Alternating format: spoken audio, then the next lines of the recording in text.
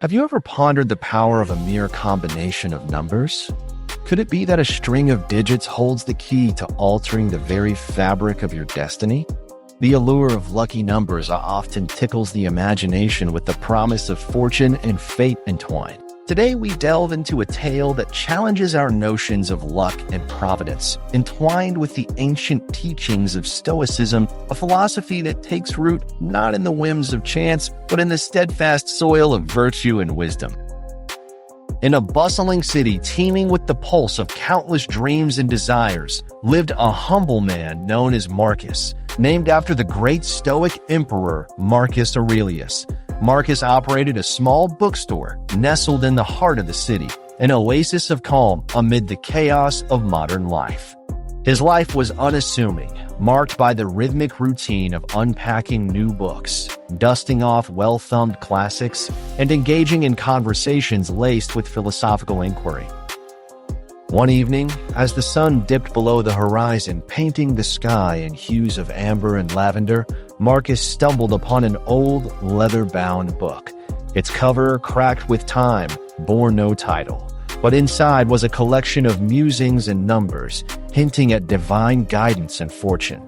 The numbers intrigued Marcus, and he wondered about their significance, whether they were merely relics of hopeful gamblers or keys to unlocking the grand design of destiny itself. The idea of luck, whispered through stories of ancient gods and whispered within the walls of every hope-filled heart, contrasted sharply with the teachings he held dear.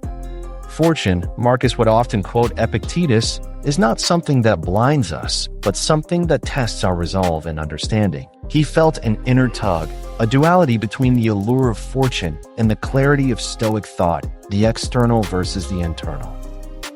As Marcus sat in the dim glow of his bookstore, contemplating these lucky numbers, he was visited by memories of his grandfather, a man of steadfast virtue, who would often sit him on his knee and recount tales from the meditations of Marcus Aurelius.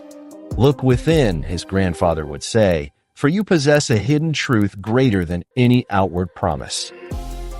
For days, the numbers danced in Marcus's mind, each digit swirling in a mystical dance. They were, in their sequence, intriguing: 5, 14, 19, 21, 32, and 44.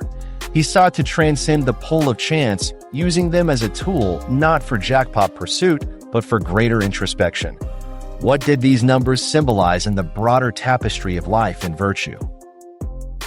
His reflections drew him into deep philosophical waters.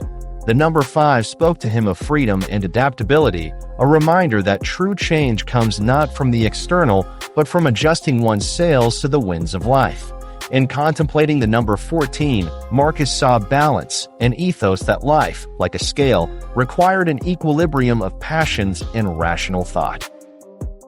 The number 19 evoked leadership and fulfillment, echoing the Stoic ideal that true leadership lies not in wielding power over others, but in mastery over oneself.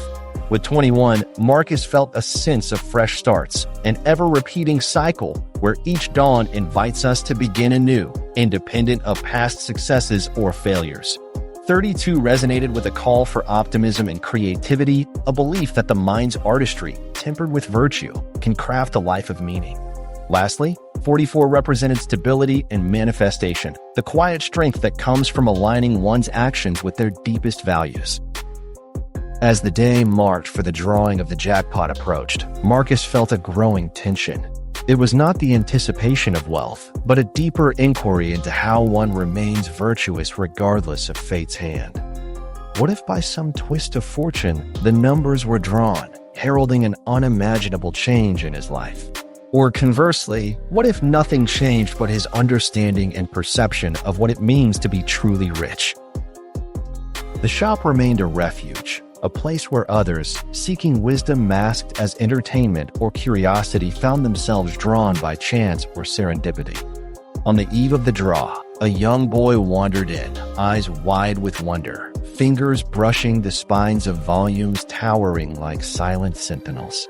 Marcus, watching him, found a smile tugging at his lips, reminded of simpler truths. The boy picked a book of fables, tales imbued with moral lessons, dressed in mythical splendor, and brought it to Marcus.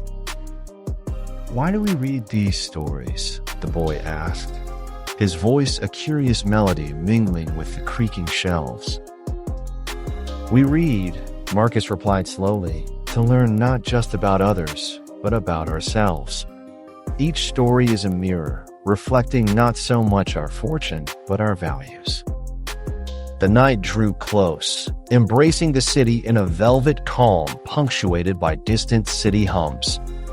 Alone, with only the company of his thoughts, Marcus prepared for what would be, at its core, a meditation on acceptance, irrespective of the outcome. With a heart open to life's lessons, he pinned a small note tucked into the pages of the mysterious book of numbers. "To whoever finds this tome," he wrote, "know that within its pages lie more than fortuitous digits, but keys to reflection.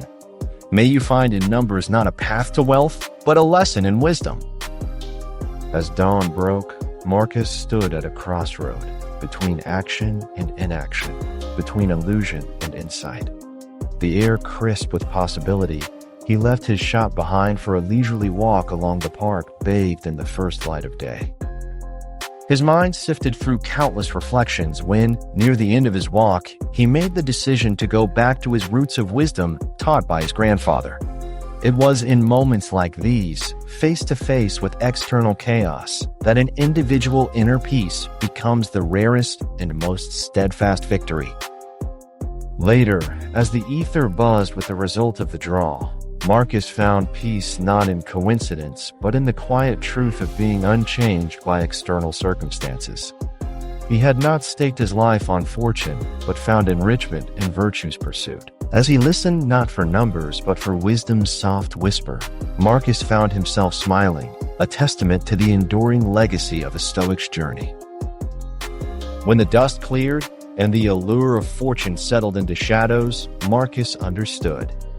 Luck was not a gift but a mirage, true wealth, the unyielding treasure troves of inner strength, love, and meaning, cultivated over the till of daily challenges and triumphs. In the end, no matter the outcome of numbers, Marcus embraced the simplest Stoic wisdom: amor fati, love your fate, for every twist of life, every moment of trial, is the cloth from which the fabric of our character is woven. And so, the world continued to spin, filled with stories yet to be told, and Marcus, with a heart lightened by deeper understanding, returned to his beloved books, his life the richer for